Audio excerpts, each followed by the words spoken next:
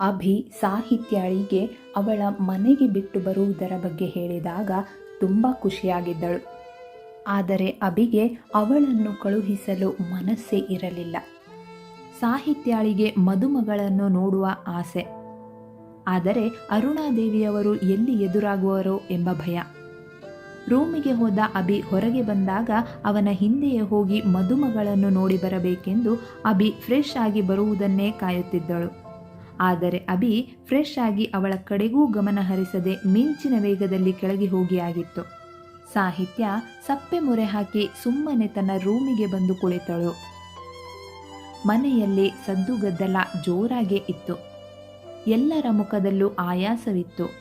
ಸ್ವಲ್ಪ ಹೊತ್ತು ಎಲ್ಲರೂ ಒಟ್ಟಿಗೆ ಕುಳಿತು ಹರಟೆ ಹೊಡೆದ ನಂತರ ಫ್ರೆಶ್ ಆಗಿ ಕನಕಮ್ಮ ತಂದ ಊಟವನ್ನು ಸವಿಯತೊಡಗಿದರು. ಸಾಹಿತ್ಯ ಕೆಳಗಿಳಿಯಲೇ ಇಲ್ಲ.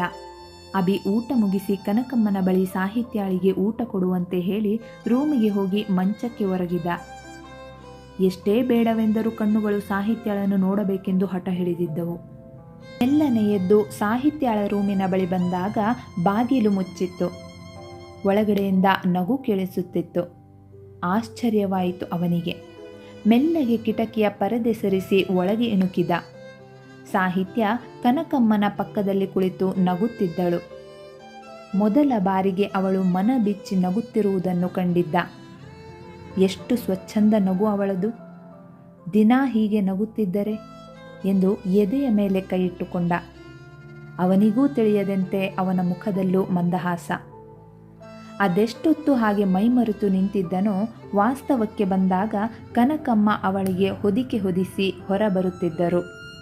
ಅಭಿ ತಕ್ಷಣ ಮರೆಯಲ್ಲಿ ನಿಂತು ಕನಕಮ್ಮ ಕೆಳಗೆ ಹೋಗಿದ್ದನ್ನು ಖಚಿತಪಡಿಸಿಕೊಂಡು ನಿಧಾನವಾಗಿ ಸಾಹಿತ್ಯಾಳ ರೂಮೊಳಗೆ ಹೋಗಿ ಮಗುವಿನಂತೆ ಮಲಗಿರುವವಳನ್ನು ಕಣ್ಣು ತುಂಬಿಕೊಂಡು ತನ್ನ ರೂಮಿಗೆ ವಾಪಸ್ಸಾದ.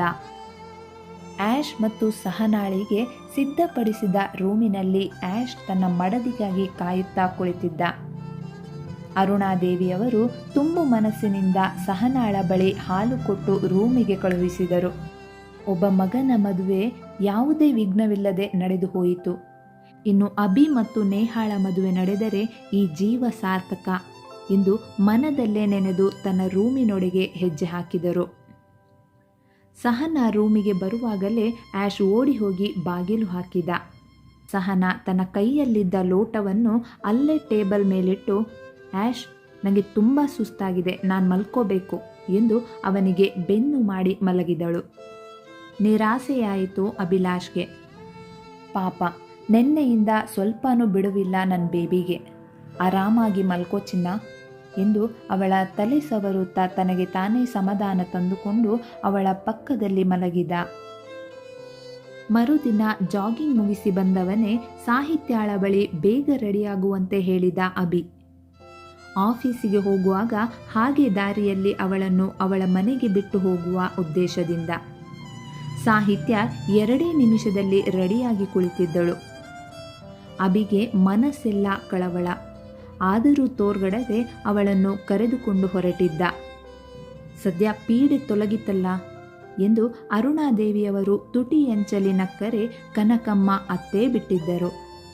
ಇನ್ನು ಅಪ್ಸರಾದೇವಿಯವರು ಒಳ್ಳೆಯದಾಗಲಿ ಮಗಳೇ, ಒಳ್ಳೆಯದಾಗಲಿ ಮಗಳೇ ಎಂದು ಹಾರೈಸಿದ್ದು ಬಿಟ್ಟರೆ ಅವರ ಮುಖದಲ್ಲಿ ಯಾವುದೇ ಭಾವನೆಗಳು ಇರಲಿಲ್ಲ. ಆಗಷ್ಟೇ ಎದ್ದ ಸಹನ ಕಿಟಕಿಯ ಬಾಗಿಲು ತೆರೆದಾಗ ಅಭಿ ಕಂಡಿದ್ದ. ಸರಿಯಾಗಿ ಕಣ್ಣು ಬಿಟ್ಟು ಅತ್ತ ನೋಡಿದವಳಿಗೆ ಅವನ ಜೊತೆ ಇನ್ನೊಬ್ಬ ಹುಡುಗಿ ನಡೆದುಕೊಂಡು ಹೋಗುವುದು ಕಾಣಿಸಿತು. ಅವಳ ಬೆನ್ನು ಮಾತ್ರ ಕಂಡಿದ್ದರಿಂದ ಅವಳಾರೆಂದು ಗುರುತಿಸಲು ಸಾಧ್ಯವಾಗಲಿಲ್ಲ ಅವಳಿಗೆ. ಅಭಿ ಜೊತೆ ಕಾರಲ್ಲಿ ಕುಳಿತು ಹೊರಟವಳಿಗೆ ಸ್ವಲ್ಪ ನಿರಾಳವಾಗಿತ್ತು. ಅಪ್ಪನನ್ನು ಆದಷ್ಟು ಬೇಗ ಕಾಣಬೇಕೆಂಬ ತವಕ. ಅರುಣಾದೇವಿಯವರಿಲ್ಲದಿದ್ದರೆ ಆ ಮನೆಯನ್ನು ಬಿಟ್ಟು ಬರಲು ಮನಸ್ಸಾಗುತ್ತಿರಲಿಲ್ಲವೇನೋ ಅವಳಿಗೆ. ಅಭಿ ಮೌನವಾಗಿದ್ದ. ಅವಳನ್ನು ಮಾತನಾಡಿಸಬೇಕೆಂದೂ ಅವನಿಗೆ ಅನಿಸಲಿಲ್ಲ. ಸಾಹಿತ್ಯಾಳಿಗೆ ಅವನ ಮೌನ ಬೇಡವಾಗಿತ್ತು. ಏನಾದರೊಂದು ಮಾತನಾಡಿದರೆ ಚೆನ್ನಾಗಿರುತ್ತಿತ್ತು ಎಂದು ಪದೇ ಪದೇ ಅವನ ಮುಖ ನೋಡುತ್ತಿದ್ದಳು. ಅವನು ಬಾಯಿ ಬಿಡಲೇ ಇಲ್ಲ. ಸುಮ್ಮನೆ ಗಾಳಿಗೆ ಮುಖ ಒಡ್ಡಿ ಕುಳಿತಳು. ಕಾರು ಅವಳಿದ್ದ ಮನೆಯ ಮುಂದೆ ನಿಂತಿತು. ಸಾಹಿತ್ಯ ಕಾರಿನಿಂದ ಇಳಿದಳು. ಅಭಿಯ ಮನಸ್ಸೇಕೋ ಭಾರ. ತಿರುಗಿ ಅವಳತ್ತ ನೋಡಿದ. ಅವಳು ಅವನಿಗೆ ಕೈಯಾಡಿಸಿ ಬಾಯ್ ಎಂದಳು ಪುಟ್ಟ ಮಗುವಿನಂತೆ. ಅಭಿ ಮುಗುಳ್ನಕ್ಕು ಅಲ್ಲಿಂದ ಕಾರು ತಿರುಗಿಸಿ ಹೊರಟ. ಸಾಹಿತ್ಯ ಮನೆಯ ಎದುರು ನಿಂತಾಗಲೇ ಅವಳಿಗೆ ಅರಿವಾಗಿದ್ದು ತನ್ನ ಬ್ಯಾಗ್ ಕಳೆದೋಗಿದೆ, ಅದರಲ್ಲೇ ಮನೆಯ ಕೀ ಇತ್ತು ಎಂದು. ಈಗೇನು ಮಾಡೋದು, ಓನರ್ ಆಂಟಿನ ಕೇಳೋಣ ಎಂದು ಯೋಚಿಸುವಾಗ ಮನೆಯ ಬಾಗಿಲು ತೆರೆದಿತ್ತು. ಒಂದು ಅಪರಿಚಿತ ಹೆಂಗಸು ಅವಳನ್ನು ನೋಡಿ ಏನು ಬೇಕು ಎಂದು ಕೇಳಿದರು. ಸಾಹಿತ್ಯಾಳಿಗೆ ಆಶ್ಚರ್ಯವಾಯಿತು. ನೀವು ಎಂದು ಆ ಹೆಂಗಸನ್ನೇ ನೋಡುತ್ತಾ ಕೇಳಿದಳು. ಅಷ್ಟರಲ್ಲಿ ಆ ಮನೆಯ ಯಜಮಾನಿ ಹೊರಬಂದು ಸಾಹಿತ್ಯಾಳನ್ನು ದುರ್ಗುಟ್ಟಿ ನೋಡುತ್ತಾ, ಇವರು ಈ ಮನೆಗೆ ಹೊಸದಾಗಿ ಬಂದಿರೋರು, ಅದು ಸರಿ ನೀನು ಯಾಕೆ ಇಲ್ಲಿಗೆ ಬಂದೆ ಎಂದು ಜೋರಾಗಿ ಕೇಳಿದರು. ಸಾಹಿತ್ಯ ಮೆಲ್ಲನೆ ನನ್ನ ರೂಮು ಎಂದು ಹೇಳಿದಾಗ, ನಿನ್ನ ರೂಮು ಆಗಿತ್ತು, ಆದರೆ ಈಗ ಅಲ್ಲ. ನೀನಿಂಥವಳು ಅಂತ ಗೊತ್ತಿದ್ದಿದ್ರೆ ನಿಜವಾಗ್ಲೂ ನಾನು ನಿನಗೆ ಬಾಡಿಗೆಗೆ ಮನೆ ಕೊಡ್ತಿರ್ಲಿಲ್ಲ. ಯಾವನ ಜೊತೆಗೆ ಓಡಿ ಹೋಗಿ ಬಂದವರಿಗೆಲ್ಲ ಇಲ್ಲಿ ಜಾಗ ಇಲ್ಲ. ಇದು ಮರ್ಯಾದಸ್ಥರ ಮನೆ, ನಮಗೆ ಮಾನ ಮರ್ಯಾದೆ ಅನ್ನೋದು ಇದೆ ಎಂದು ಜೋರಾಗಿ ಹೇಳಿದರು ಆ ಮನೆಯ ಯಜಮಾನಿ. ಸಾಹಿತ್ಯಾಳಿಗೆ ಆಘಾತವಾಗಿತ್ತು. ಅವರ ಮಾತುಗಳು ಅವಳ ಮನಸ್ಸಿಗೆ ಇನ್ನಷ್ಟು ಗಾಯ ಮಾಡಿತ್ತು. ಆಂಟಿ ಹಾಗನ್ಬೇಡಿ ಎಂದು ಬಿಕ್ಕುತ್ತಲೇ ಹೇಳಿದಳು. ಸಾಕು ಸುಮ್ಮನಿರೆ, ಮಳ್ಳಿ ಥರ ಆಡಿ ಹುಡುಗರಿಗೆ ಮರಳು ಮಾಡ್ಬೋದು, ನಂಗಲ್ಲ. ನಿನ್ನ ಮುಖ ನೋಡೋಕ್ಕೂ ಅಸಹ್ಯ ಆಗುತ್ತೆ, ಹೋಗಿಲ್ಲಿಂದ ಎಂದು ಇನ್ನಷ್ಟು ಜೋರಾಗಿ ಗದರಿದಾಗ, will you stop it nonsense ಎಂಬ ಗಡುಸಾದ ಧ್ವನಿಗೆ ಬೆಚ್ಚಿ ಎಲ್ಲರೂ ಧ್ವನಿ ಬಂದ ಕಡೆ ತಿರುಗಿದರು. ಎದುರಿಗೆ ನಿಂತಿದ್ದ ಅಭಿ. ಅವನ ಕಣ್ಣುಗಳು ಬೆಂಕಿಯುಗುಳುತ್ತಿತ್ತು. ಆಕಾಶ ಭೂಮಿ ಒಂದು ಮಾಡುವಂತೆ ಬುಸುಗುಡುತ್ತಿದ್ದ. ಮೊದಲ ಬಾರಿಗೆ ಅವನ ರುದ್ರಾವತಾರ ಕಂಡು ಬೆಚ್ಚಿದಳು ಸಾಹಿತ್ಯ. ಏನಯ್ಯ, ನಿನ್ನ ಹಿಂದೆನೇ ಓಡ್ ಬಂದಿದ್ದ ಇವಳು? ಇಲ್ಲಿ ಅವಳಿಗೆ ಜಾಗ ಇಲ್ಲ, ಕರ್ಕೊಂಡು ಹೋಗು ಎಂದು ವ್ಯಂಗ್ಯವಾಗಿ ನುಡಿದರು ಆ ಮನೆಯ ಯಜಮಾನಿ. ಆ ಹೆಂಗಸಿಗೆ ತೆಗೆದು ಬಾರಿಸಿ ಬಿಡಬೇಕೆನ್ನುವಷ್ಟು ಕೋಪ ಉಕ್ಕಿತು ಅವನಿಗೆ. ಅವನ ತಾಳ್ಮೆ ಕೆಟ್ಟಿತ್ತು. ಕೈ ಮುಷ್ಟಿ ಬಿಗಿದು ಆ ಹೆಂಗಸಿನ ಬಳಿ ಧಾವಿಸಿದ. ಸಾಹಿತ್ಯ ಇಲ್ಲೇನಾದರೂ ಅನಾಹುತ ಆಗುವುದೆಂದು ಯೋಚಿಸಿ ಆತಂಕದಿಂದಲೇ ಅಭಿಯ ಬಳಿ ಓಡಿ, ಬೇಡ ಸರ್ ಎಂದು ಕೈ ಅಡ್ಡ ಹಿಡಿದಳು.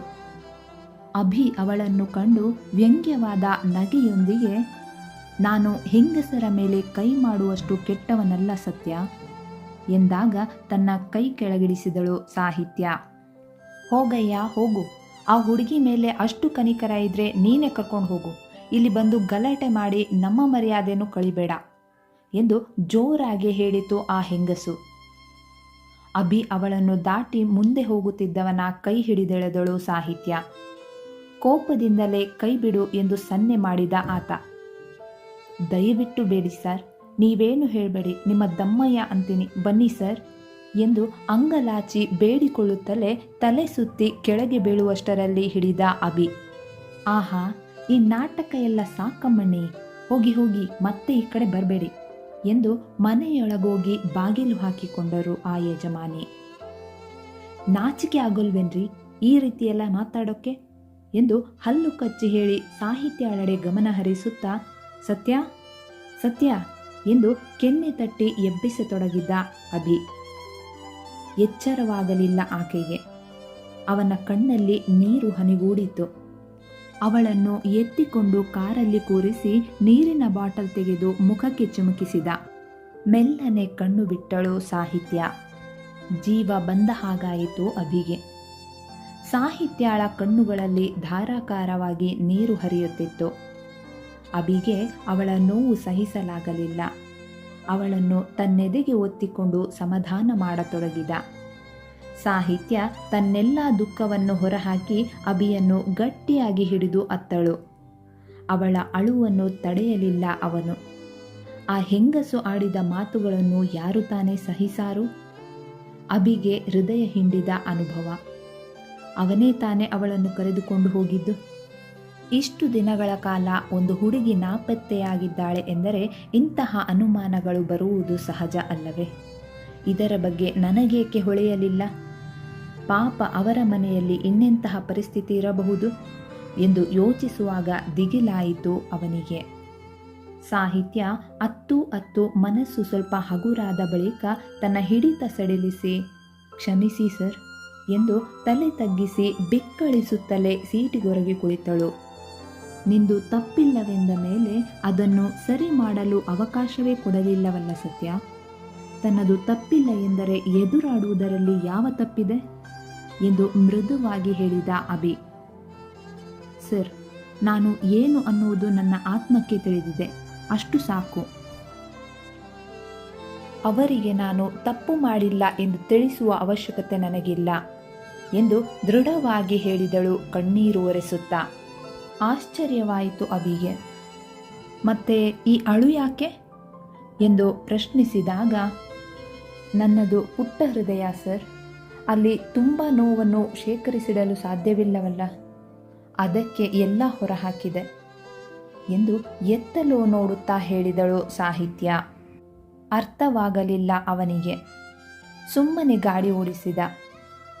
ಸರ್, ನನಗೆ ಅಲ್ಲಿ ಮುಂದೆ ಕಾಣಿಸುತ್ತಿರುವ ದೇವಸ್ಥಾನದ ಮುಂದೆ ಕಾರು ನಿಲ್ಲಿಸಿ, ನಾನು ಹೋಗುತ್ತೇನೆ ಎಂದು ಸಾಹಿತ್ಯ ನುಡಿದಾಗ, ನಾನೂ ಬರ್ತೀನಿ ಎಂದ ಅಭಿ. ಮತ್ತೆ ಇಬ್ಬರಲ್ಲೂ ಮಾತಿಲ್ಲ. ಕಾರು ದೇವಸ್ಥಾನದ ಮುಂದೆ ನಿಂತಿತು. ಇಬ್ಬರೂ ಇಳಿದು ದೇವಸ್ಥಾನಕ್ಕೆ ಪ್ರದಕ್ಷಿಣೆ ಹಾಕಿ ಅಲ್ಲೇ ಬಲಭಾಗದಲ್ಲಿದ್ದ ದೊಡ್ಡ ಮರದ ಕೆಳಗೆ ಪುಟ್ಟ ಕಲ್ಲು ಬೆಂಚಿನ ಮೇಲೆ ಕುಳಿತರು. ಅದೊಂದು ಚಿಕ್ಕ ದೇವಸ್ಥಾನವಾಗಿದ್ದರಿಂದ ಒಂದಿಬ್ಬರು ಬಂದು ಪ್ರದಕ್ಷಿಣೆ ಹಾಕಿ ಹೋಗುತ್ತಿದ್ದರಷ್ಟೆ. ಅಭಿ ಅವಳ ಮೌನವನ್ನು ಸಹಿಸದಾದ. ಸತ್ಯ ಎಂದು ಮೆಲ್ಲನೆ ಕರೆದ. ಎಂದು ಎತ್ತಲು ದೃಷ್ಟಿನೆಟ್ಟು ಹೂಗುಟ್ಟಿದಳು ಸಾಹಿತ್ಯ. ನಿಮ್ಮ ಮನೆ ದಾರಿ ತೋರಿಸು, ಮನೆಗೆ ಬಿಡ್ತೀನಿ. ನಿನ್ನ ಅಪ್ಪ ಅಮ್ಮ ನಿನ್ನ ಮೇಲೆ ಸಂಶಯಪಟ್ಟರೆ ನಾನಿರ್ತೀನಿ ಅವರ ಬಳಿ ತಿಳಿ ಹೇಳಲಿಕ್ಕೆ. ನಡೆದ ವಿಷಯವನ್ನು ತಿಳಿಸಿದರೆ ಅವರು ಖಂಡಿತ ನಿನ್ನನ್ನು ನಂಬುತ್ತಾರೆ ಎಂದು ಅವಳ ಮುಖವನ್ನೇ ನೋಡುತ್ತಾ ಹೇಳಿದ ಅಭಿ. ಅವನ ಮಾತು ಕೇಳಿಸಿಕೊಳ್ಳದಂತೆ, ನೀವ್ಯಾಕೆ ವಾಪಸ್ಸು ಬಂದಿರಿ ಎಂದು ಪ್ರಶ್ನಿಸಿದಳು ಸಾಹಿತ್ಯ. ಯಾಕೋ ಮನಸ್ಸು ತಡಿಲಿಲ್ಲ. ಮತ್ತೊಮ್ಮೆ ಸಿಗುವೆನೋ ಇಲ್ವೋ ಗೊತ್ತಿಲ್ಲ. ಕೊನೆಯ ಬಾರಿ ನಿನ್ನ ಕಣ್ತುಂಬಿ ಹೋಗುವ ಮನಸ್ಸಾಯಿತು ಎಂದು ಮನಸ್ಸಲ್ಲೇ ಹೇಳಿಕೊಂಡು, ಏನಾದರೂ ಸಹಾಯ ಬೇಕಾದರೆ ನಾನಿದ್ದೇನೆ ಎಂದು ಹೇಳಿ ಹೋಗಲು ಬಂದೆ ಎಂದು ಹೇಳಿದಾಗ ಮಾತನಾಡಲಿಲ್ಲ ಸಾಹಿತ್ಯ. ನಡಿ, ನಿನ್ನ ಮನೆಯ ದಾರಿ ತೋರಿಸು ಎಂದು ಹೊರಡಲನುವಾದ ಅಭಿ. ಸಾಹಿತ್ಯ ಕುಳಿತೇ ಇದ್ದಳು. ಎಲ್ಲಿಗಂತ ಹೊರಟಾಳು ಆಕೆ? ಯಾವ ಮನೆಯನ್ನು ತೋರಿಸಿಯಾಳು? ನನಗೆ ನಾನಿದ್ದ ರೂಮು ಬಿಟ್ಟರೆ ಬೇರೆ ಸ್ವಂತ ಮನೆ ಇಲ್ಲ ಸರ್. ಕಣ್ಣಲ್ಲಿ ನೀರು ಜಾರುತ್ತಿತ್ತು. ಸಿಡಿಲೆರಗಿದಂತಾಯಿತು ಅಭಿಗೆ. ಏನು ಹೇಳ್ತಿದ್ಯಾ ಸತ್ಯ? ಅರ್ಥ ಆಗಲಿಲ್ಲ ನನಗೆ ಎಂದು ಪ್ರಶ್ನಾರ್ಥಕವಾಗಿ ಅವಳ ಮುಖ ನೋಡಿದಾಗ ಸಾಹಿತ್ಯಾಳಿಗೆ ತನ್ನ ದುಃಖವನ್ನೆಲ್ಲ ಹಂಚಿಕೊಂಡು ಮನಸ್ಸು ಹಗುರ ಮಾಡಿಕೊಳ್ಳುವ ಮನಸ್ಸಾಗಿತ್ತು. ಮೊದಲಾದರೆ ತನ್ನೆಲ್ಲ ದುಃಖದಲ್ಲಿ ಅನಿತಾ ಪಾಲುದಾರಳಾಗಿದ್ದಳು. ಅವಳ ಮಡಿಲೇ ಸುಖದ ಸುಪ್ಪತ್ತಿಗೆಯಾಗಿತ್ತು. ಆದರೆ ಈಗ ಅವಳ ಸುಳಿವೇ ಇಲ್ಲ. ಅವಳ ಸ್ಥಾನದಲ್ಲಿ ಅಭಿ ನಿಂತಿದ್ದ. ಮನಸ್ಸಲ್ಲಿದ್ದ ಒಂದೊಂದೇ ನೋವನ್ನು ಎಳೆ ಎಳೆಯಾಗಿ ಅವನ ಮುಂದೆ ಬಿಚ್ಚಿಟ್ಟಳು. ನಾನೊಬ್ಬ ಅನಾಥೆ ಸರ್. ನನ್ನ ಅದೃಷ್ಟವೋ ಗೊತ್ತಿಲ್ಲ. ನನಗೆ ಕೆಲವು ವರ್ಷಗಳವರೆಗೆ ಅಪ್ಪ ಅಮ್ಮ ಎಂದು ಕರೆಯುವ ಅವಕಾಶ ಸಿಕ್ಕಿದ್ದು ಮಕ್ಕಳಿಲ್ಲದ ದಂಪತಿಗಳು ನನ್ನನ್ನು ದತ್ತು ತೆಗೆದುಕೊಂಡಾಗ. ನನಗೆ ನನ್ನ ಅಪ್ಪ ಯಾವುದೇ ಕೊರತೆ ಬಾರದಂತೆ ನೋಡಿಕೊಳ್ಳುತ್ತಿದ್ದರು. ಅವರೆಂದರೆ ನನಗೆ ಈಗಲೂ ಪ್ರಾಣ. ಅವರಿಗೂ ನಾನೆಂದರೆ ಜೀವ. ನನ್ನನ್ನು ದತ್ತು ಪಡೆದ ಮೇಲೆ ಅಮ್ಮ ಗರ್ಭಿಣಿಯಾದರು. ನನಗೊಬ್ಬಳು ತಂಗಿ ದೊರಕಿದಳು. ಅವಳನ್ನು ಪ್ರೀತಿಯಿಂದ ನೋಡಿಕೊಳ್ಳುತ್ತಿದ್ದೆ. ಆ ಮಗು ಅತ್ತಾಗಲೆಲ್ಲ ಅವಳನ್ನು ನೋಡಿಕೊಳ್ಳಲು ಸಾಧ್ಯವಿಲ್ಲ ಎಂದು ನನ್ನ ಕೈಗೆ ಒಪ್ಪಿಸುತ್ತಿದ್ದರು ಅಮ್ಮ. ನಾನು ಅವಳನ್ನು ಸಮಾಧಾನಿಸುತ್ತಿದ್ದೆ, ಆಟ ಆಡಿಸುತ್ತಿದ್ದೆ. ಚಿಕ್ಕವಳಿದ್ದಾಗ ಅವಳಿಗೂ ನಾನೆಂದರೆ ಅಮ್ಮನಿಗಿಂತ ಹೆಚ್ಚು ಪ್ರೀತಿ. ನನ್ನ ಜೊತೆಗೇ ಮಲಗುತ್ತಿದ್ದಳು. ವರುಷಗಳುರುಳುತ್ತಾ ನನ್ನ ತಂಗಿ ನನ್ನ ತುಂಬ ದ್ವೇಷಿಸುತ್ತಿದ್ದಳು.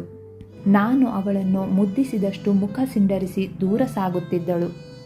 ಕಾರಣ ತಿಳಿದಿರಲಿಲ್ಲ. ಅಮ್ಮ ಕೂಡ ನನ್ನನ್ನು ಮಾಡದ ತಪ್ಪಿಗೆ ಬೈಯುತ್ತಿದ್ದರು. ಏನೋ ಮನಸ್ಸು ಸರಿಯಿಲ್ಲ ಎಂದುಕೊಳ್ಳುತ್ತಿದ್ದೆ. ಪ್ರತಿದಿನ ಏನಾದರೊಂದು ನೆಪ ಮಾಡಿ ಬೈಯತೊಡಗಿದರು. ಮೊದಮೊದಲು ಬೇಸರವಾದರೂ ಕ್ರಮೇಣ ಅವರ ಬೈಗುಳಗಳು, ಹೊಡೆತಗಳು ರೂಢಿಯಾಯಿತು. ನನ್ನ ತಂಗಿ ಬೇಕೆಂದೇ ತಪ್ಪುಗಳನ್ನು ಮಾಡಿ ನನ್ನ ಮೇಲೆ ಎತ್ತಿ ಕಟ್ಟುತ್ತಿದ್ದಳು. ಅವಳು ಮಾಡಿದ ತಪ್ಪಿಗೂ ನಾನು ಹೊಡೆಸಿಕೊಳ್ಳಬೇಕಿತ್ತು. ಆದರೆ ಅಪ್ಪ ನನ್ನನ್ನು ತುಂಬ ಪ್ರೀತಿಯಿಂದ ನೋಡಿಕೊಳ್ಳುತ್ತಿದ್ದರು. ಚಿಕ್ಕಂದಿನಿಂದಲೂ ಅಪ್ಪ ಬಿಟ್ಟರೆ ನನ್ನ ಗೆಳತಿ ಅನಿತಾ ಇಬ್ಬರೇ ನನ್ನ ಜೊತೆಗಾರರು.